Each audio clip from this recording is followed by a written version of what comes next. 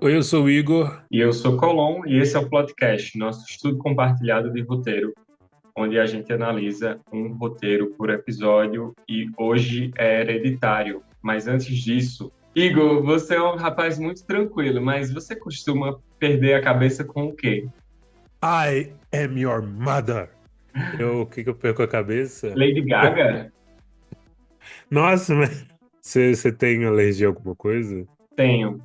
É a ácido acetil salicílico, que graças a Deus é uma coisa muito específica, Onde tem isso? e aspirina, muitos anti-inflamatórios. Então, eu aviso caso. Mas eu perca a consciência e eu não preciso tomar o negócio, né? Mas será que alguém vai me dar aspirina quando eu estiver inconsciente? De qualquer forma, eu sempre aviso. Você tem alergia a alguma coisa? Ah, só poeira, essas coisas. Não. Ah, eu tenho um gato cachorro. É bem triste. Putz, muito triste, muito triste. Talvez é outros animais com pelo, mas as pessoas só têm gato e cachorro. Sim. E eu não lembrava que o pessoal da família de Hereditário tinha um cachorro, que no roteiro Nossa, era zero um lembrar. o bichinho. Quem é que vai cuidar daquele neném? No roteiro é um Golden. E aí, na prática, eles disseram, não, a gente vai ter aqui um outro cachorro que não seja Golden, porque senão ele seria um pai de Golden. E pai de Golden não diz que tem um cachorro, diz que tem um... De repente, eu acredito que as pessoas que têm Do Golden... nada, é. Mas eu acho que o Golden ia chamar muita atenção. Ah, ia Não ser fofinho sei. demais. É. Enfim. Um pequeno, vamos cortar É... metade dessa tradução. Hereditário, grande filme Hereditário. O pai do pós-terror. Eu odeio esse termo. Aham. É. Ah, Só não, Deus mentira. sabe Pai do quem. pós-terror é a bruxa ou é Hereditário? Não sei. Eu acho que eles entraram juntos, Hereditário, É, a né? Bruxa e a Ghost Story. É, teve a Ghost Story também. Mas Ari Aster e Dave Eggers de mãos dadas em Aham. 2018. Enfim, Yeah, fine, release me. Just say it. Just fucking say it. Don't you swear at me, you little shit! Don't you ever raise your voice at me! I am your mother! Hereditário.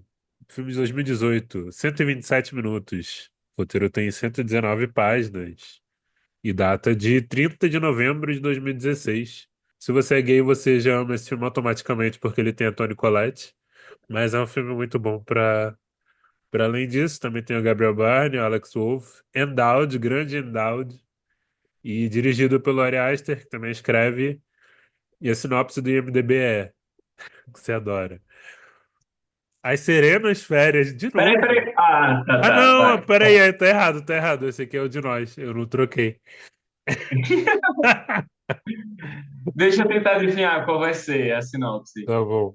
Uma família em luto passa por provações quando a mãe recebe a visita de uma desconhecida muito estranha. Depois que a matriarca da família morre, uma família enlutada é assombrada por, Ó, é assombrada por acontecimentos trágicos e perturbadores e começa a desvendar segredos obscuros. Segredos obscuros é muito bom. velho, mais geral que isso, Uma família se metendo em várias confusões. em apuros. Uma família em apuros. É a sinopse de metade dos Tu filmes que que faz existem. edição, Oi? faz esse trailer aí de como se fosse comédia. Nossa, boa, é verdade. E qual era a sua expectativa pro filme? Eu assisti ele em 2018 mesmo, quando saiu. Acho que eu vi em cabine até na época. Era, né, o filme um dos mais esperados do ano. Eu gostei muito já, desde quando eu assisti. E Toni Collette tá incrível, acho o filme fantástico. E aí eu tinha revisto, acho que uma vez já antes. E ano passado eu revi, então tava meio fresco ainda na memória. Eu adoro o filme. Tem uma coisa que me incomodou mais dessa vez, que eu vou falar mais pra frente, do que das outras. Mas eu adoro, assim, é um filme. Acho que é um filme muito, muito bom, assim, de terror. Ainda mais dos mais recentes, assim. Eu vi em 2018 também. 2018 foi o meu terror Awakening. E eu lembro de recebi a Você disse que era um dos filmes mais esperados do ano e eu recebi a indicação de um amigo meu porque eu mesmo nem sabia que esse filme existia. E eu achei muito bom e eu fui ver agora de novo pensando assim, será que era uma memória que me impactou lá atrás e talvez não impacte tanto, mas eu acho que não, hein? Foi também quando eu descobri Toni Collette. Foi o Gay Awakening o 2.0, o meu segundo Gay Awakening. E quando eu descobri a 24, foi um ano de muitas descobertas. Foi muito jóia, assim. Eu lembro de ter gostado, principalmente por causa da atuação de Toni Collette, mas também porque era um filme mais complexo, né? Que nem todos precisam ser, mas eu vi também muito próximo Demônio Neon. Ah, podia ser também Demônio Neon e Suspiria para futuros episódios.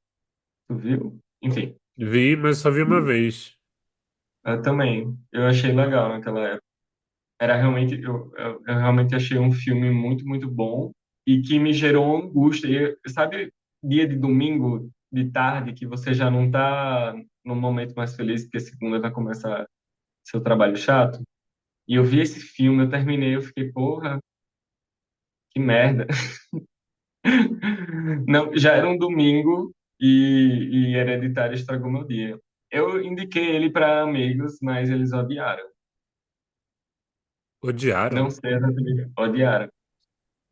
Não sei o que eles estavam esperando. É, Mas eu acho gente. que a maioria das pessoas que não gosta de terror, assim, vê esse filme meio do nada, eu acho que não não é algo que a pessoa espera. Mas sabe o que me pega um Eu acho. pouco? É que, tipo, é um filme pesado, mas ele também tem um drama bom, né? Tipo, não é, sei lá, o Albergue, Jogos Mortais, assim, que é mais gratuito. Sim. Eu achei que ele é bem violento, assim, e eu acho a trama eu acho ótima também. Acho que é uma coisa meio, sei lá, o Exorcista, assim, que tem um drama pesado e funciona muito. Eu acho engraçado quando a pessoa odeia, né? Tipo, eu posso, acho que eu entendo, sei lá, não amar e tal, mas odiar. Eu acho que é uma questão de expectativa. Eu acho que é o que a pessoa alguém estava esperando algo mais leve no sentido de, nossa, deu muito medo aquela parte, não sei o quê, meu Deus. E você não termina assim. Você termina, porra, estou me sentindo mal. E Uhum, eu acho que nem todo mundo identifica isso como um terror. Acho que as sim, pessoas tá. veem mais talvez pese mais no drama, mas tem muita cena impactante ao mesmo tempo que não, muitas vezes não, vai acumulando para o final, né? Aí eu amo muito esse filme. Eu também. É que eu acho que ele tem um choque muito grande ali perto do começo, né? O choque da cabeça da menina, É, eu achei muito bom que isso começa na página 35, a sequência da eu morte anotei dela. aqui também. Isso é incrível porque tem muita coisa naquela introdução, muito mistério e muito desenvolvimento que você vê que pode ser muito legal, apesar de ser uma introdução. Eu acho que as pessoas às vezes têm medo de fazer algo longo por causa, sei lá, que acho que vai ficar chato. Mas se tá, pode ser curto e ser chato também. Eu tenho um É, professor exato. de atuação, que ele é diretor também, Marco Antônio Rodrigues, e eu estava bem preocupado quando a gente foi escolher a peça de conclusão de turma lá no Célia, e aí eu fiquei, nossa, as pessoas não prestam tanta atenção, vai ficar pesado, vamos escolher uma peça mais curta. Será que essa peça é muito longa? Ele olhou para mim e disse isso. Ó, já vi peça de 40 minutos que era absolutamente aborrecida. Então, não é por isso. Se for bom, se for bem feito, as pessoas, óbvio, algumas coisas não deixam de ser cansativas, né? Mas se for bem feito, como foram esses 35 minutos, assim como o episódio da semana passada que a gente viu que demorou bastante, O incidente aparece na página 41. Eu acho que foi aí que eu vi, nossa, esse filme é bem diferente do que eu esperava, porque eu não sabia para onde o filme ia. Porque para mim, quando eu estava vendo a Menina Estranha, eu pensava, é ela que vai ser o diabo que vai atormentar todo mundo, né? E aí ela morre e você fica assim, ora? Sem ela, o que é que vai ser, né? E eu amo muito essa parte. Mas sabe o que eu fiquei pensando também? Acho que ele funciona como incidente incitante, mas aí pegando até um pouco do tema, assim, essa coisa do luto, a gente já começa com eles enfrentando um luto, né?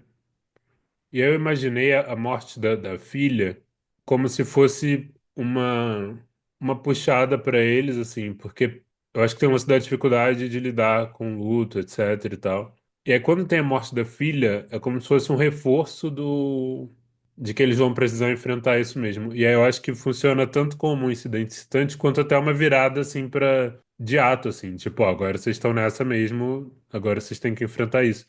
Porque depois no meio do filme é mais ou menos quando eles começam a perceber que o sobrenatural existe de fato, né? Quando ela vai na casa da personagem da Anne Dowd lá. Qual é o nome dela? Esqueci. Rose. Rose. Não, Joan. Joan. Joan, isso, que tem depois tem o tapetinho da entrada. É.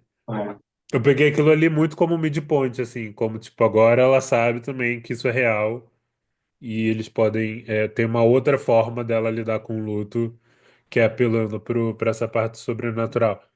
Mas eu acho que é muito impactante também trazer esse evento no começo, assim. Eu acho que é uma coisa muito arriscada e que ele faz muito bem, assim.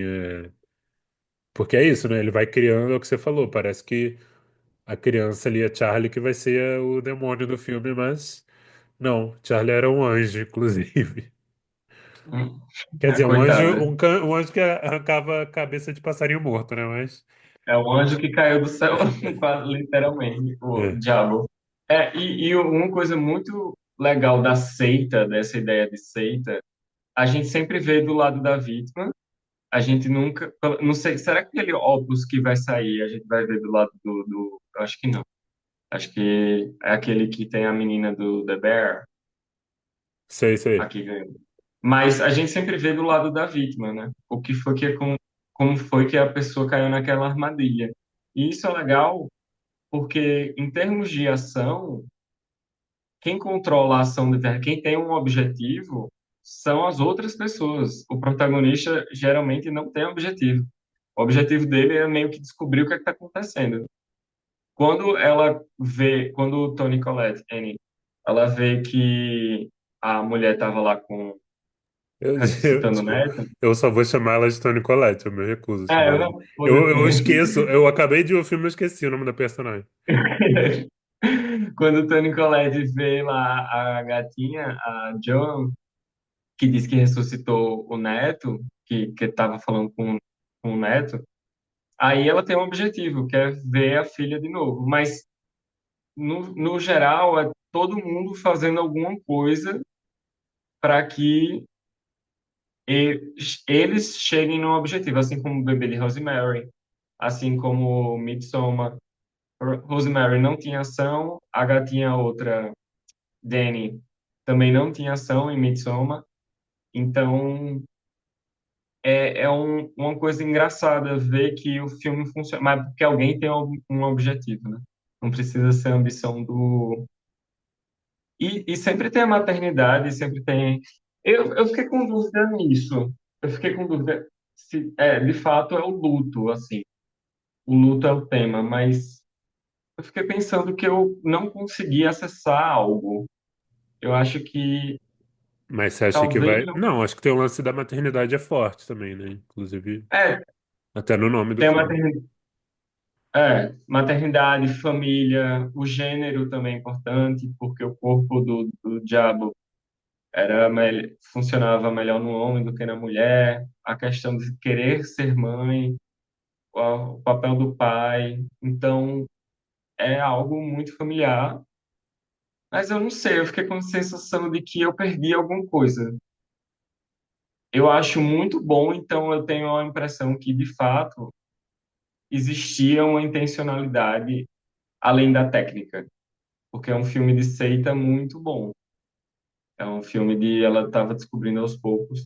E que o luto é muito óbvio que é o luto, mas ao mesmo tempo eu acho que eu perdi alguma coisa, que eu não consegui acessar completamente, assim, e isso também tinha maquete, que é alguém É. controlando, vendo de É porque eu fora. acho que tanto a maquete quanto essa outra coisa que eu vou falar agora vem de um mesmo lugar. Eu acho que é um filme também que é muito pra sentir também, né? Então, e tá tudo certo. É que eu acho que, pensando na maquete e pensando na própria trama do filme, a questão do hereditário mesmo, tem o lance do luto e tem um lance que eles reforçam muito, assim, desde o começo, até na aula que o menino tá tendo no colégio, que é o lance de você estar destinado a viver aquela coisa e você não vai conseguir fugir daquela coisa. Tipo, no final a gente descobre que aquela família já estava amaldiçoada, que eles iam se ferrar de qualquer forma.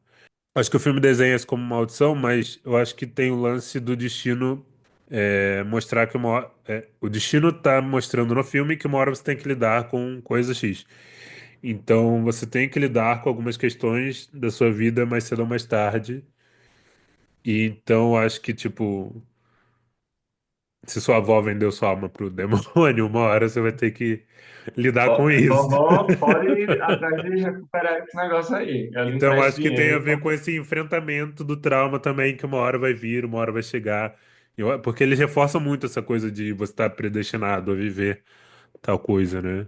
Eu acho que é justamente isso que tu falou agora, de ser hereditário, que é você ter que lidar com consequências de outras pessoas, que foi o que aconteceu tanto com os dois filhos, assim como com o Tony Collette e o irmão, que tem que lidar com os BO da mãe, né? Então, talvez seja de fato isso. Porque em Midsommar, que é do mesmo roteirista e diretor, a gente também tem um luto, mas eu acho que o luto ali é uma forma também, mas é um canal de entender a solidão, porque ela não, porque é isso, ela faz parte depois daquilo, né? Ela vai fazer parte de uma comunidade fascista, que no fim das contas é.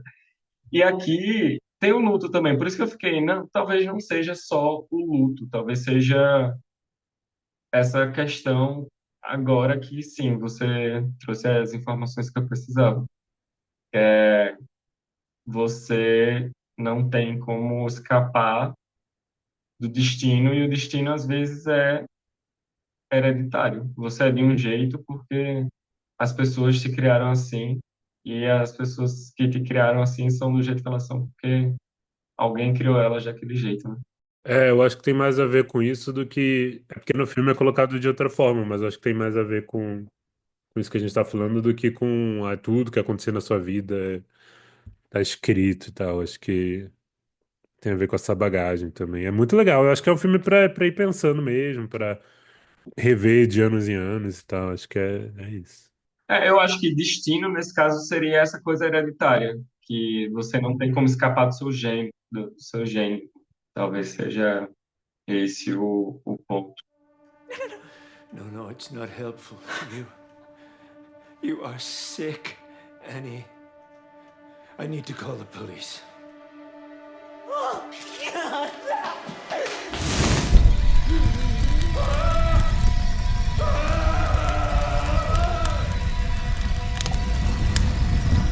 Eu anotei várias coisas que eu achei interessantes, assim, do roteiro no geral.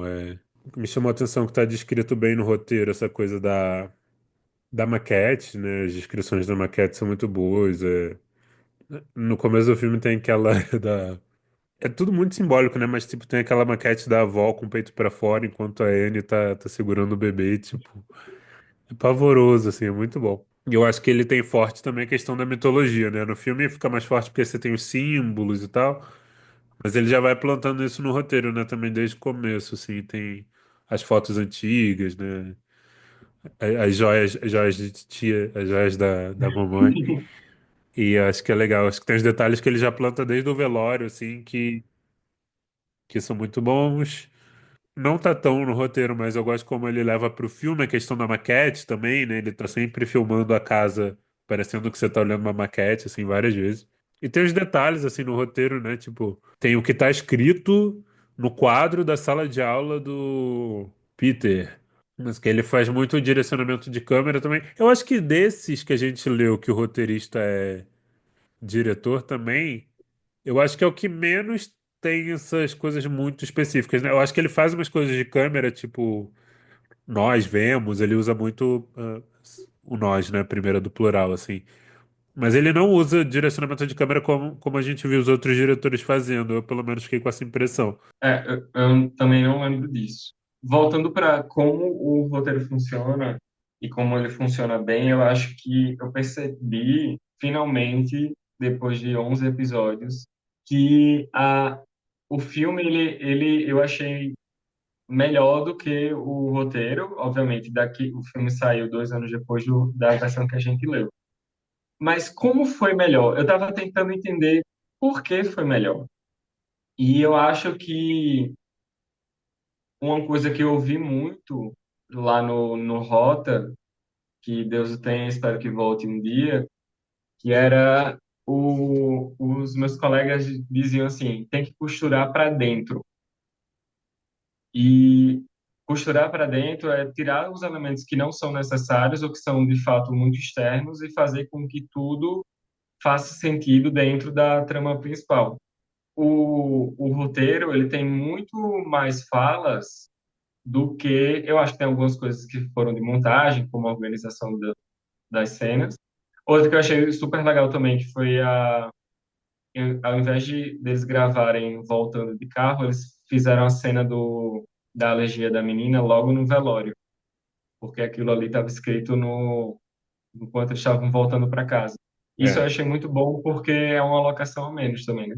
Alguém olhou e disse: dá para fazer isso dentro de casa? Então vamos fazer dentro de casa. Que gravar dentro do carro seria um pouquinho mais de dificuldade. Mas a retirada disso e a retirada, o que eu vi foi a retirada de tudo que não era necessário. Tudo fica mais eficiente e eu acho que eficiente é uma palavra meio ruim, porque eu acho que isso faz com que a gente lembre de empresas, de coisas do tipo de capitalismo. Mais eficiente para contar o que você está querendo contar, trazer isso de uma melhor forma. Então, tinha uma amiga da avó falando logo lá no início, e isso foi retirado. A cena em que tem uma montagem da mãe falando sobre a própria mãe, enquanto outras cenas estão acontecendo, né? Quando a filha está vendo o corpo da avó, a neta está vendo o corpo da avó. Então, isso é algo que é meio um ponto para mim, assim, de sempre analisar meu próprio trabalho pensando em quais são as coisas que estão sobrando, quais são as coisas que não precisam ser feitas do jeito que eu coloquei num primeiro pensamento. Isso também aconteceu em nós, né? sim, sim. Eu fiquei pensando nisso também, eu reparei. Eu também gosto, eu prefiro várias coisas do filme. Eu até tinha anotado algumas aqui também. Eu adoro no filme que o filme começa com o texto do obituário da avó, né? Sim. E é muito bom que fala já nesse texto que morreu na casa da filha, né? Então, tipo, a gente já cria toda uma história só com esse texto assim de cara, que eu acho que é um bom jeito de começar também. Eles Eu só não- podiam ter feito como Star Wars, entrando assim o texto. exato. Muito bom. E aí no velório também eu acho que ele vai reduzindo algumas coisas, né? Tipo, acho que o próprio texto que a Toni Collette está lendo, ela lê umas frases e muda, né, enquanto ela tá falando. Eu acho que também que é coisa difícil de filmar, então, tipo, acho que tudo bem reduzir e foi legal reduzir. Mas tem outra coisa também, cenas que foram cortadas, que eram mais comentários, que é quando depois que ela dá aquele texto que a gente vai tatuar, Sim, ela no roteiro o pai vai falar com o filho, ele vai falar com ela, isso foi tirado. Isso aí eu achei ruim no roteiro. Ainda bem que eles tiraram, porque era uma pouca vergonha. Tipo, depois ela ainda pede desculpa. É, Pô, no tem duas final. cenas do marido indo atrás pra confrontar ela depois de alguma situação. Tipo, não faz sentido nenhum. Acho que quebra o personagem. Acho que é bem mais interessante mostrar o marido também fazendo menos coisa, porque ele é bem mais banana do que tá na Não, bicho, tela. não fala de, ele faz os Respeitar o bem luto embora. dele. Desculpa. É, tipo, mas eu fiquei com uma das primeiras coisas que eu notei, a primeira ação é dele para acordar o filho. Toni Collette tá meio que inerte dentro do carro, então é ele que sempre tá indo para as pessoas. É ele que tá vendo se tá todo mundo bem, é ele que tem que fazer as coisas acontecerem, porque mas ele também tá de luto, né? Quando a E a Toni filha Collette dele também. Vou defender a Toni Collette. prioridade. Porque ele vai falar com ela, no roteiro isso, né? Que ele confronta ela depois da cena do jantar. E aí começa a falar, ai, mas ele também tá traumatizado, mas ela também, tipo, ela perdeu a mãe e a filha em um curto espaço de tempo, assim, é complexo. Mas eu acho que eu prefiro ele no filme, assim, mais calado, mais retraído do que no roteiro, que eu achei que ele tava se passando um pouco. Mas respeito o luto Um dele, comentário, viu? Respeito o luto dele, respeito o por luto de todas favor. as pessoas. A dor masculina. Mas outra coisa que eu acho que faz sentido esse corte, agora falando um pouco mais sério, é, é que eu acho que essa discussão que eles têm depois do jantar no roteiro, a Annie e o Steve, né? Ele fica falando, tipo, acho que o corte faz sentido porque são coisas que a gente já tá muito pensando, assim, como espectador, né? Tipo, das situações extras, tipo, ah, mas o filho também tava em choque, né? Mas não sei o quê. Eu acho que o roteiro dá uma enxugada em várias conversas, em várias ceninhas, assim, que no filme deixa mais pra gente ficar pensando nisso o tempo inteiro do que ver os personagens falando sobre isso. Acho que é muito mais interessante. Tem uma cena que eu acho muito boa que é cortada, que é depois da morte da criança, o Peter vai dormir na casa da árvore e a mãe já tá lá dormindo. Isso tá no roteiro só, no filme aparece só a mãe dormindo. Mas é muito bom, eu queria muito ver essa cena. Ele indo lá dormir e ver a mulher dormindo lá. Essa cena eu achei muito boa no roteiro quando eu li. Não sei se eu dei falta, não. Uma coisa que também mudou muito era que tava nevando no roteiro, né? É Eles verdade, é mudaram. verdade. Tem umas questões sobre isso. E outra coisa, na cena da cabeça, no roteiro mostra antes, né? Tipo, no filme fica muito. Eu lembro a primeira vez que eu assisti, quando tem um acidente, eu não entendi que tinha arrancado a cabeça dela. Eu pensei que tinha batido muito forte, que ela obviamente morreu, e que é o menino, tipo, saiu do carro lá em choque e tal, beleza. Só que no roteiro ele já descreve, né, que o corpo tá sem a cabeça no banco de trás.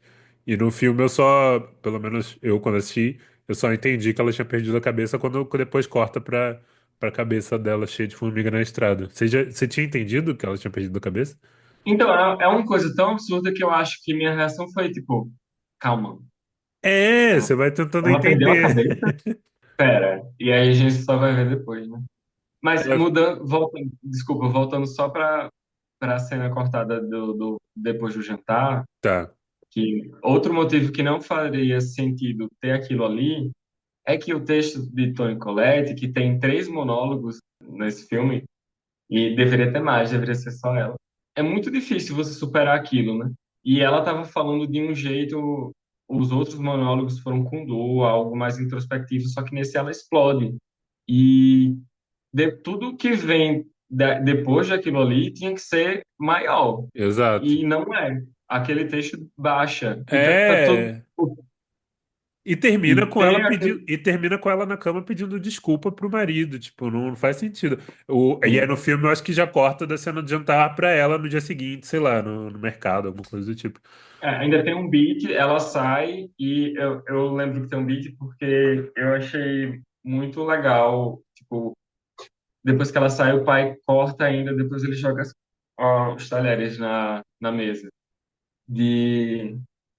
Não tem mais nada para falar depois daquilo. Exato, concordo. Então, parabéns, Ariane. Parabéns, Erasta, parabéns, Toni Collette. Quando quiserem participar Não teve aqui. nenhuma indicação ao Oscar. Ah, mas aí se a gente for entrar nessa com filme de terror, quer que até amanhã. Outra coisa que tá diferente no filme, que eu acho que é mais legal no filme, é a roupa das pessoas da seita, né? Porque no roteiro tá.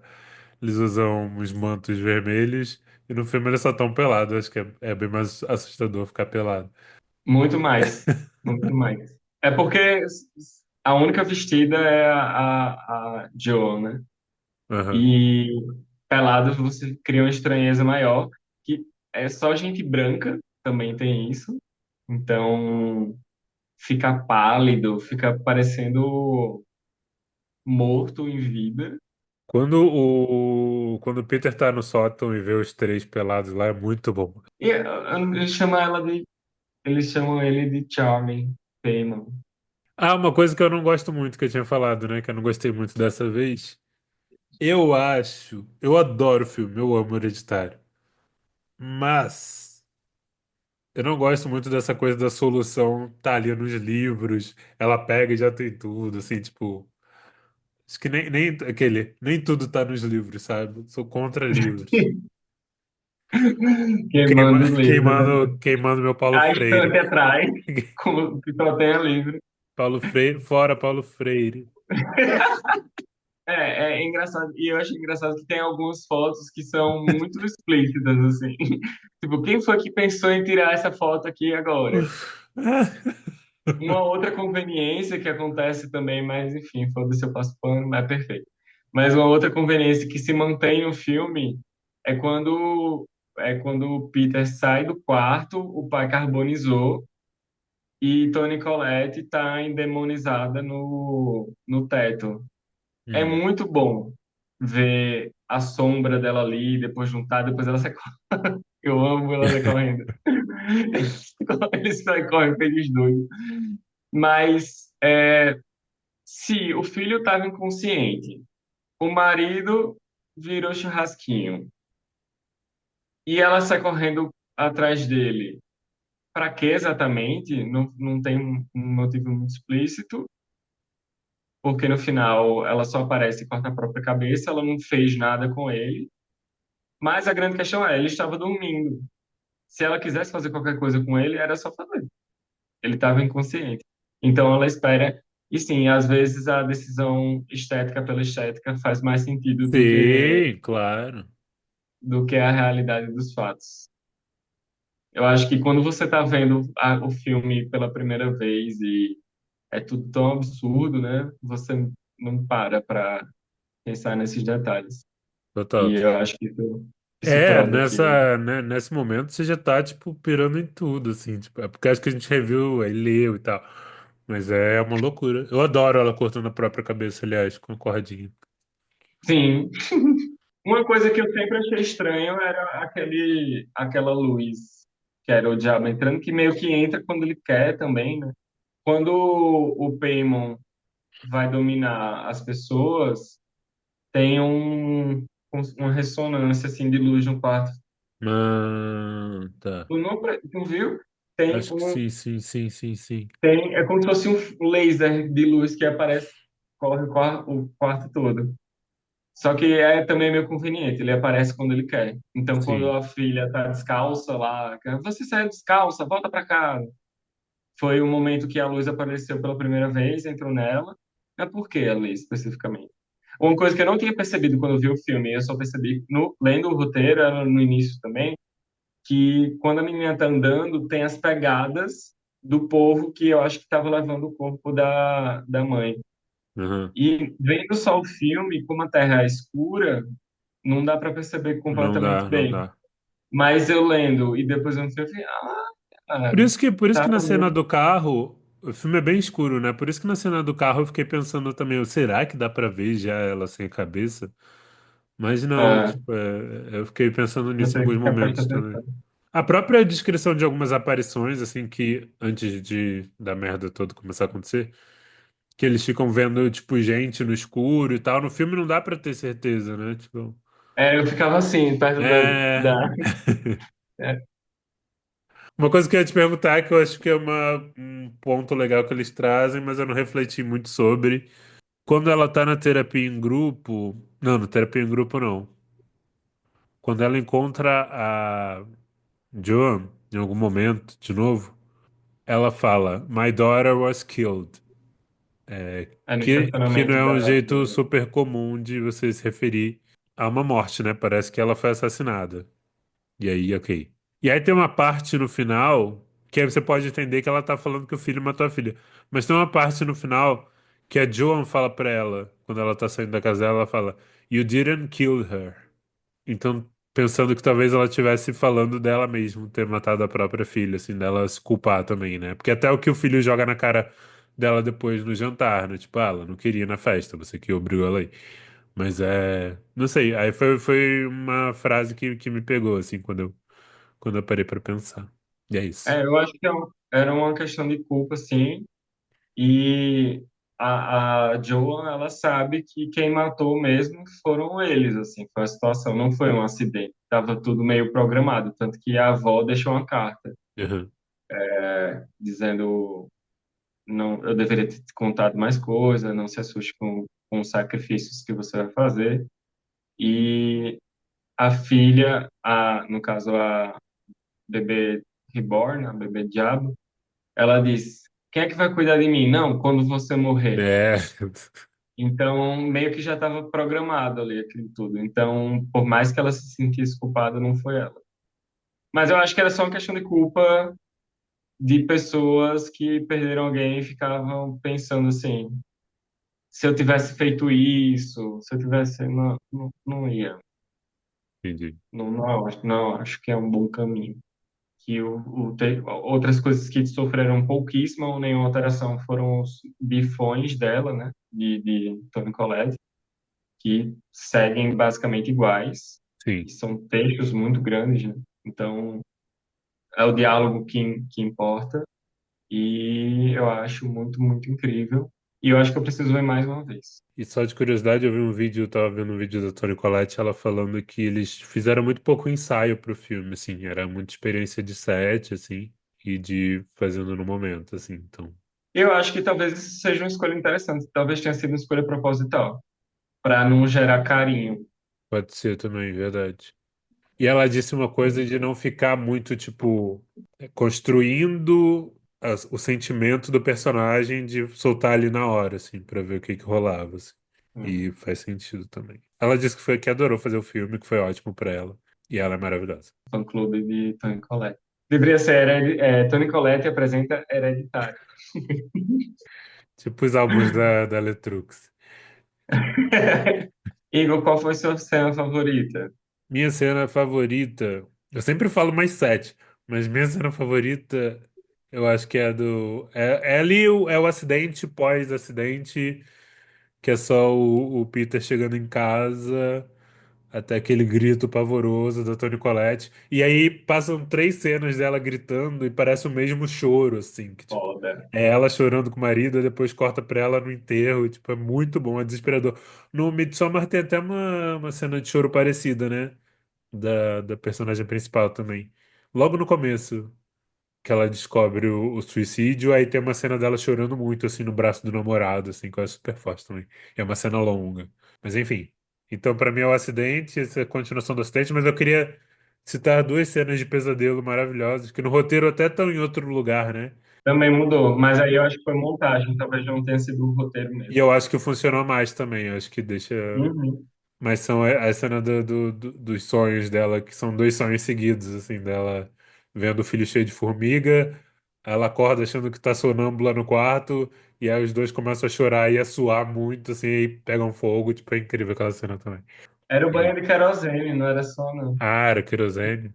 Quando ela fala para outra que tinha dormir, era Ah, é sonâmbula, e o verdade, filho é nunca tinha verdade. perguntado, porque ela tinha jogado querosene nela e nele.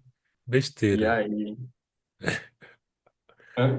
É besteira, é bobeira. Era brincadeira. Era brincadeira. Brincadeiras bobas. Mamãe tá brincando, meu filho. E sua cena favorita? É exatamente a mesma coisa. Eu vou roubar, não é uma cena, é uma Tudo bem. sequência. Que é a do dentro do carro, quando a menina tá morrendo e passa e parece eu fiquei tentando entender por que era tão boa e porque parece uma cena só, parece um plano sequência, mas obviamente existem muitos cortes. Mas algumas coisas ele não corta. Então, os gritos dela que unem, depois que ela tá chorando em casa, né? Mas depois que ele chega, tem aquele momento de dentro do carro que ele fica muito tempo parado, mas depois que ele chega e entra em casa, ele fica com o olho aberto até amanhecer. Então, meio que a gente ouve lá fora, mas a cena não acabou. E depois a gente continuou ouvindo ela gritando, mas aí dentro do quarto, dizendo que quer morrer, e depois no enterro da filha. E junta também um pouquinho, que corta para a vida depois, né? Com uma sequência de silêncios que acontecem com até o ataque de pânico dele, que também foi colocado em um outro momento, né? Que no roteiro está mais para frente. E aqui eles anteciparam, que eu também achei que foi uma boa escolha. Também. E, e eu acho que meio que termina aí, nessa crise de pânico dele. Então é uma sequência bem longa. E bem longa não, é uma sequência bem montada que parece um plano sequência, sem parecer um plano sequência da forma óbvia, né? Parece que é muito mais conectado do que realmente é. E é por isso que eu gosto mais. E também pelo choque inicial lá da gatinha que eu achava que seria o problema morrendo. Então tem essas duas funções. Então é Wilson. É Wilson. É É isso. isso. Voltamos semana que vem. Eu sou Igor PPS nas redes sociais. E também tenho o site enlatado.com.br com críticas de filmes. Ele tem um domínio dele. Tenho meu domínio. Aliás, vai renovar, eu acho, em breve. E você, Colom? O meu é colon, arroba colon, no TikTok, onde eu escrevo histórias originais, curtas de true crime, que não é true. E o nosso arroba é podcast roteiro, em todas as redes que temos, que é YouTube, Spotify, Instagram e TikTok. Então, beijo, até semana que vem. Beijos.